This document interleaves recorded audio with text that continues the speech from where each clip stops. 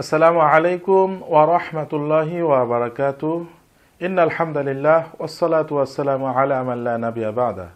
আলহামদুলিল্লাহ, দেশ ও দেশের বাহির থেকে যারা যেখান থেকে দেখছেন সকলকে জানাই আন্তরিক মোবারকবাদ ও ধন্যবাদ।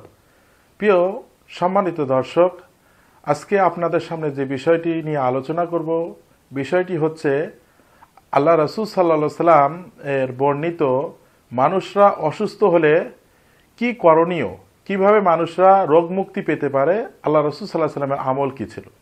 হযরত আয়েশা রাদিয়াল্লাহু আনহা থেকে বর্ণিত, তিনি বর্ণনা করে বলেন, আল্লাহ রাসূল সাল্লাল্লাহু আলাইহি সাল্লাম যখন অসুস্থ হতেন তখন তিনি মুআউযিয়াত সূরাগুলো পাঠ করতেন।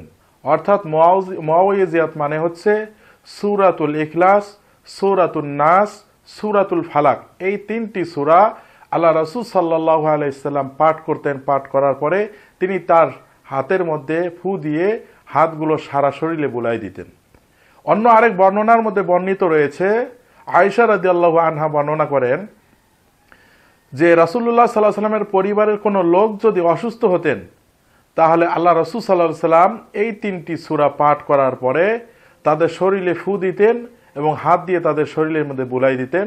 এরপরে তারা আল্লাহর রহমতে তারা সুস্থ হয়ে যেতেন।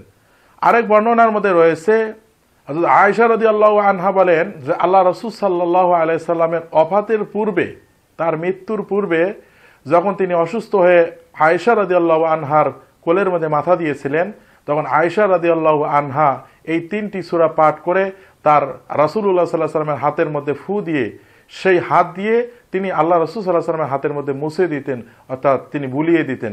দেওয়ার কারণে তার কিছুটা কষ্ট কম হয়েছিল।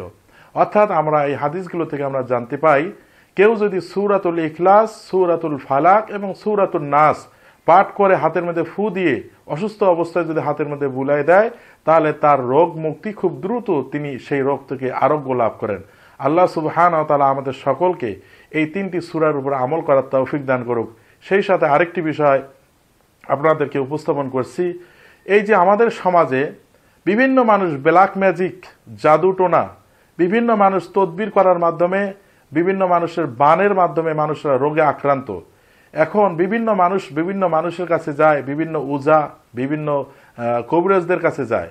আমরা তাদের জন্য আমরা বলবো, আল্লাহ রাসূল সাল্লাল্লাহু আলাইহি ওয়াসাল্লাম যে দোয়া আমাদেরকে শিক্ষা দিয়েছেন, এই তিনটি সূরা আমরা পড়ে যদি আমাদের নিজেদের শরীরের মধ্যে বোলাই দেই, আশা করা যায় সমস্ত ধরনের জাদু নষ্ট হয়ে যাবে এবং তার শরীরটা ভালো থাকবে।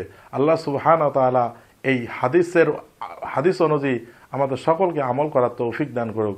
ওয়া আখিরু দাওয়ানা আনিল হামদুলিল্লাহি রাব্বিল আলামিন।